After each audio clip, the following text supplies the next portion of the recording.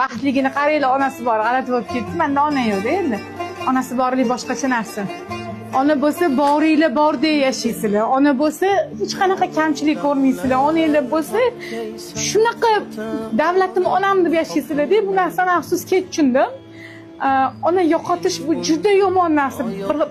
Bir xil payt oddiyroq ko'rinardi oldin menga, meni hayotda hammani boshida bor deb, lekin yo'qotganimdan keyin mana necha yil o'tsa yaxshi bo'lib ketadi deyishgan, yaxshi bo'lmadi. Har safar onamni qadri o'tadi va onamga men hayotimdagi qiyinchiliklarni aytganimga achinganman.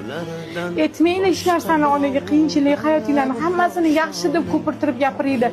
Onanglarning umri uzoq bo'ladi, siqilmasin. Ertaga shu ona siqilgani bilan hech narsa hal bo'lib qolmaydi. Undan ko'ra duo qilib qo'ying desangiz, duo taqdirni o'zgartiradi. Hozir onalari qilgandek qilayotganlarini ko'rib, ichim g'alati bo'lib ketdi. Hamma narsam bor, lekin onam yo'li.